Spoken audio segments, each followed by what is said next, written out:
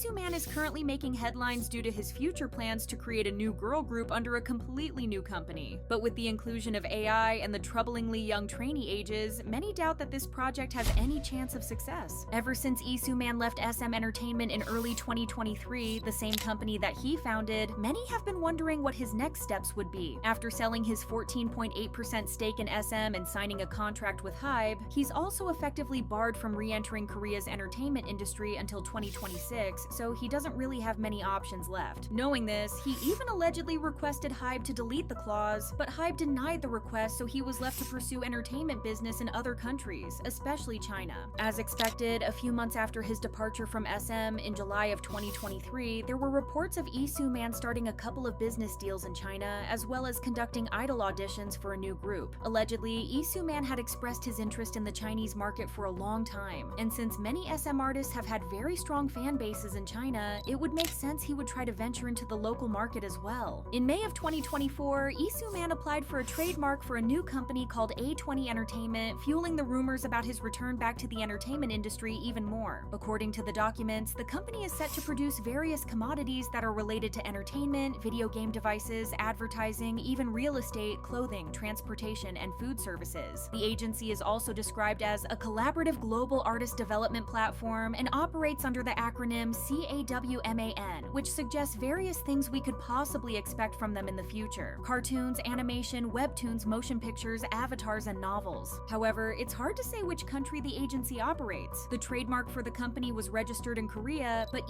Soo Man is still forbidden from promoting in the Korean entertainment industry. Then, in June of 2024, Soo Man was spotted roaming the streets of China along with a couple of very young boys, which led to suspicions that they would be the new trainees for his upcoming project. These pictures sparked a lot of concern among the public due to the boys' very young ages, but unfortunately, it's nothing new for idols to become trainees when they're basically still children. A couple of months later, in October of 2024, Soo Man was spotted in China once again, this time with SM's producer Yoo Young-jin and his niece Girls' Generation Sunny. The trio was photographed walking behind two alleged female trainees, making the public think that he would also debut a girl group. There's still some confusion about the lineup though, as reports indicate that a large portion of the trainees recruited by Soo Man may be from China. However, according to Star Today, Soo Man actually sought out his trainees domestically and wasn't hosting any public auditions. It's also alleged that one of the trainees was cast outside of Seoul. Despite conflicting reports, it appears that most of the group's members are Chinese, with one coming from Japan. On October 25th, 2024, an official video introducing Soo Man's new project was posted on the agency's YouTube channel. In the video, 15 trainees were introduced through 3 different categories: Rookie HTG, which stands for High Teen Girls, meaning female trainees that are 16 and older; Rookie LTG, meaning Low Teen Girls who are 15 and younger; and Rookie LTB, meaning Low Teen Boys who are 15 and younger. Judging by this, we can safely assume that instead of debuting one group, Soo Man might be heading towards presenting multiple teams to the public. The video also revealed plans to release music in an entirely new genre that the agency called Zalfa Pop. This type of music seems to be specifically aimed to appeal to what they referred to as the Zalfa generation audience. To explain, the so-called Zalfa generation is a mix of Generation Z and Alpha, so people who were born between the mid-1990s to the 2010s. The announcement video has garnered a lot of reactions from both Korean fans and international ones. Most of the comments under the video were positive and optimistic, especially about the group and the agency's future, as they are managed by the father of K-pop. One netizen wrote, "No one can stop Soo Man's passion. He's so good at scoping out new talent. Congratulations to Soo Man on the new batch of flowers in his garden." Another commenter pointed out that it's obvious Soo Man loves being in the entertainment business. Not all of the reactions were so kind and encouraging. Other online K-pop communities expressed surprise and even disdain at Soo Man's return, as well as the talents included in the video. Many pointed out that a lot of the trainees seemed very young, which still seemed to be the main concern. One netizen wrote, "I want someone to explain to me how putting children to work as idols who can't legally work a normal job at places like stores does not count as child labor."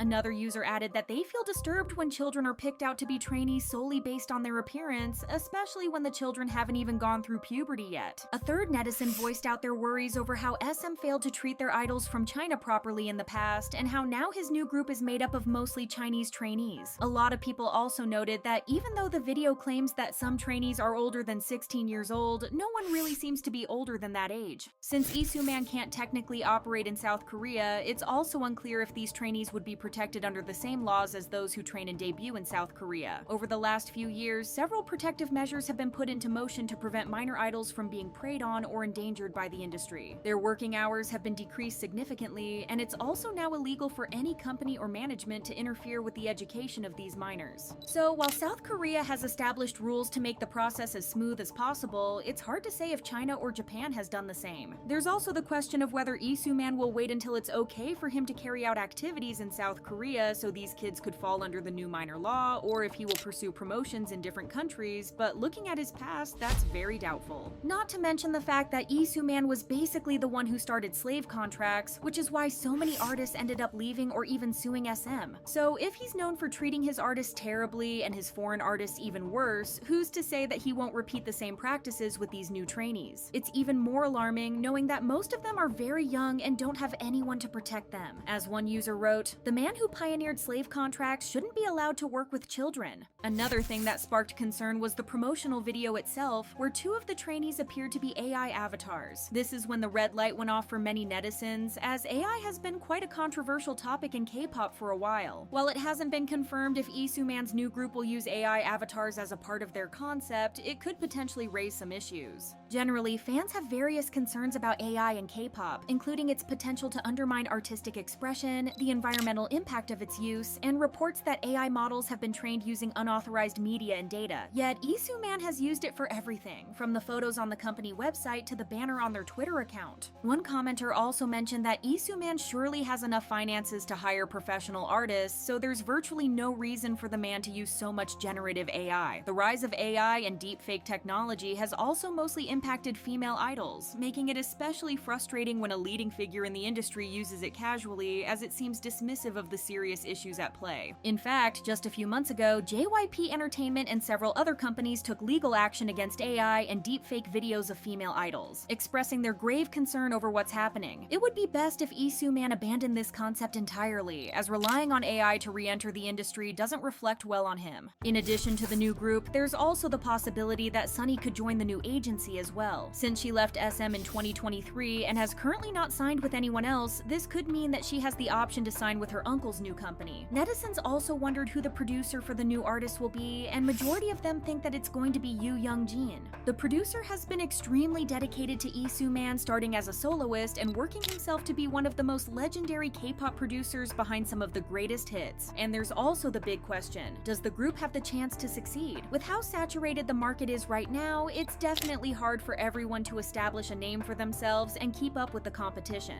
A few people said that although Soo Man launched major K-pop groups and idols and once had access to incredible talent, it may be challenging for him to regain that success, as he is now starting over from scratch. Some trainees might not even see it as a very lucrative option to join his new company unless they think it's their only option to debut in the industry. It might be a while that we'll see any of Soo Man's new artists debuting in Korea due to his clause with HYBE, and it's possible it won't be until 2026 once the clause expires. So until then, let's see what Soo Man has planned.